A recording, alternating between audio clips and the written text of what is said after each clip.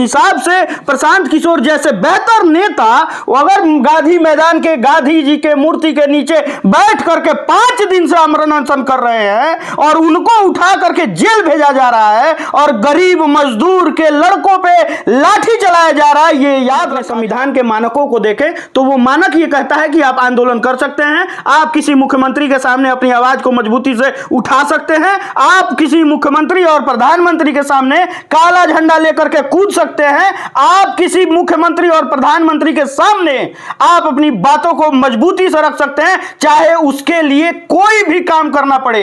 लेकिन संविधान कभी यहां है कभी वहां है, कभी इनसे लालच होगा तो इनके पास आएंगे, कभी उनसे लालच होगा उनके पास जाएंगे। नीतीश जी इसी चक्कर में पूरे बिहार को याद रखा जाएगा कि जब जब बिहारियों पे अत्याचार होता है, जब जब बिहार के युवा पे लाठी चलता है, जब जब बिहार के आम जनता दारू पी के मर जाती है और उसके बाद नीतीश कुमार चौड़िया के यात्रा करते हैं हर साल और उस यात्रा का कोई मतलब नहीं होता है, ये याद लाठियों और गोलियों से कत्ल हुए मेरे यार सब, तेरी लाठियों और गोलियों से कत्ल हुए मेरे यार सब, उनकी यादों में दिलों को बर्बाद रखा जाएगा, सब कुछ याद रखा। प्रणाम, मैं विशाल त्रिपाठी और आज हमारे साथ हैं विपुल चौबे। हम बात करेंगे बिहार की सत्ता और शिक्षा की।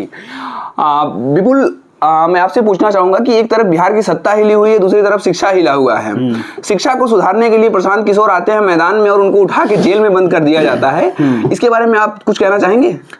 किसी ने कहा है कि तेरी लाठियों और गोलियों से कत्ल हुए मेरे यार सब, तेरी लाठियों और गोलियों से कत्ल हुए मेरे यार सब, उनकी यादों में दिलों को बर्बाद रखा जाएगा, सब कुछ याद रखा जाएगा। और देखिए क्या क्या याद रखा जाएगा, हम आपको बता रहे हैं। याद वो चीज रखा जाएगा कि जिस हिसाब से प्रशांत किशोर जैसे बेहतर नेता अगर गांधी मैदान के गांधी जी के मूर्ति के नीचे बैठ करके 5 दिन से आमरण अनशन कर रहे हैं और उनको उठा करके जेल भेजा जा रहा है और गरीब मजदूर के लड़कों पे लाठी चलाया जा रहा है, ये याद रखा जाएगा। ये याद रखा जाएगा कि कैसे खान सर के कोचिंग को बंद कराया गया, ये याद रखा जाएगा कि कैसे शशि शरण सर का कोचिंग बंद कराया गया और ये याद रखा जाएगा कि कैसे रहमान सर की कोचिंग को बंद कराया गया है। ये दुख की बात है। और ये भी याद रखा जाएगा कि जब जब बिहारियों पे अत्याचार होता है, जब जब बिहार के युवा पे लाठी चलता है, जब जब बिहार के आम जनता दारू पी के मर जाती है और उसके बाद नीतीश कुमार चौड़िया के यात्रा करते हैं हर साल और उस यात्रा का कोई मतलब नहीं होता है, ये याद रखा जाएगा। याद रखने की महत्वपूर्ण चीजें हैं जिनको हम लोग एक पैमाने पे सेट किए हैं और बिहार के युवा एक समय पे जब सत्ता परिवर्तन होगा उस समय सब कुछ सामने लाकर रख दिया जाएगा कि क्या दिक्कत चल रहा है बिहार में। आप पूछे हैं कि शिक्षा और सरकार दोनों हिली हुई है। नेहा सिंह राठौर वो गीत गाती हैं, बड़ा वायरल हैं, उनका वो गीत का लाइन याद आता है कि छने छने बदले तोहरो मिजाज रजऊ। ये गाना आप सुनिएगा, ये गाना नीतीश जी पे है, एकदम नीतीश जी पे ही बना है ये गाना। हमारे जो पूर्वज जो ये गाना गाए हैं, जो फोक गाना गांव देहाती जो गौनई क्षेत्र से लोग आता है, ये गाने का मतलब समझेगा। और ये गाना यही कहता है कि नीतीश कुमार के मन का कोई स्थायी रूप से कोई निवारण नहीं निकल सकता है। नीतीश कुमार कभी यहाँ है कभी वहां है, कभी इनसे लालच होगा तो इनके पास आएंगे, कभी उनसे लालच होगा उनके पास जाएंगे। नीतीश जी इसी चक्कर में पूरे बिहार को बर्बाद कर चुके हैं। और जो शिक्षा की स्थिति है, तो शिक्षा की स्थिति ऐसी है जो बिहार के लड़के बिहार में ही अगर पढ़ना चाहें तो 6 साल में ग्रेजुएशन करते हैं। इसलिए हमारे और तमाम बिहार जैसे राज्य के रहने वाले लड़के इलाहाबाद और दिल्ली का सहारा लेते हैं और जो वहां से अपनी पढ़ाई पूरी करते हैं। ये दुर्भाग्य है हम युवाओं के लिए, ये दुर्भाग्य है बिहार के लिए, ये दुर्भाग्य है बिहारियों के लिए।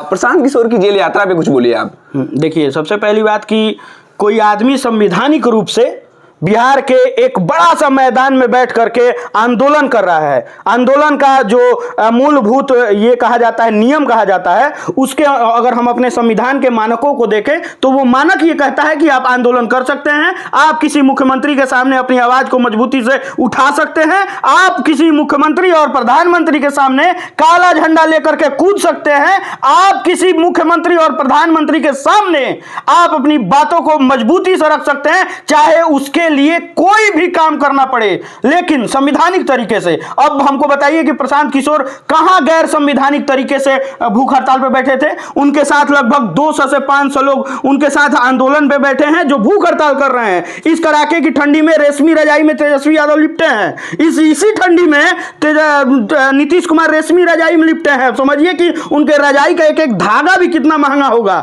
और वो रेशमी रजाई छोड़ करके अगर प्रशांत किशोर महात्मा गांधी के मूर्ति के नीचे अगर भूख हड़ताल कर रहे हैं तो उनको जेल भेजा जा रहा है।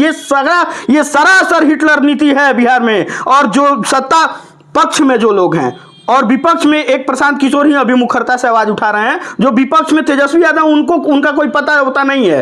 वो देखे एक वीडियो में कि वो अपने बेटी को पीठ पे बैठा के घुमा रहे थे। अरे एकदम बढ़िया कर रहे थे प्रभु, लेकिन आप एक काम और कर देते कि बिहारी जैसे लाठी खा रहे हैं उन बिहारियों को भी, जिसको चोट लगा है उसको भी पीठ पे घुमा देते बैठा के ना, उस दिन सत्ता परिवर्तन होता और मजबूती से बिहार में आपकी सरकार आती। हम इस बात का स्वीकार कर रहे हैं, लेकिन आपसे भी नहीं हो पाएगा। प्रशांत किशोर जैसे व्यक्ति को जेल भेजवाना। और देखिए गर्व की बात क्या है, प्रशांत किशोर जैसे नेता जब आंदोलन कर रहे हैं और उनको कोर्ट में जब पेश किया जा रहा है तो पेश करने के बाद प्रशांत किशोर को उसी समय बेल मिल गई। लेकिन प्रशांत किशोर ने कहा कि मुझे किसी की सहानुभूति नहीं चाहिए, मुझे किसी का इमोशन नहीं चाहिए।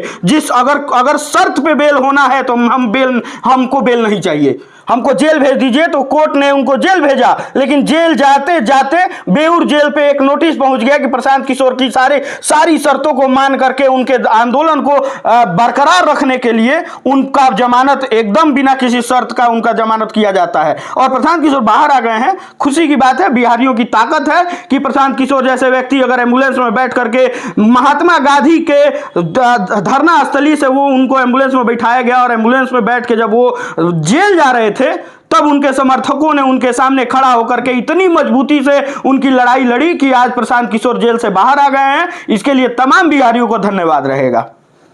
बिल्कुल कहा जाता है कि जैसे कहा गया कि संघर्षों के साये में इतिहास हमारा पलता है, जिस ओर जवानी चलती है उस ओर जमाना चलता है। लेकिन अगर जवानों को मार दिया जाए, जवानों को शिक्षा ही न मिले, जवानों को कुछ अर्जित ही न कर पाए तो जवान कहां जा पाएंगे, देश को कहां ले जा पाएंगे? इस पे कुछ कहेंगे आप? देखिए, नेताओं का उद्देश्य, बिहार के जो नेताओं का उद्देश्य है कि युवा अगर ज्यादा पढ़ लेगा तो वो आपके सामने और हमारे सामने खड़ा होकर के चौड़िया के क्वेश्चन पूछने लगेगा। क्या ये बिहार के नेताओं का कहना है कि बिहार को मजदूरी रहने देना है? एकदम बिहार के नेताओं की वजह से। अरे आप बताइए कि नीतीश कुमार और लालू यादव की सरकार कुल मिला के 30 साल हो गया होते, 30 साल में आप सुधार नहीं पाए।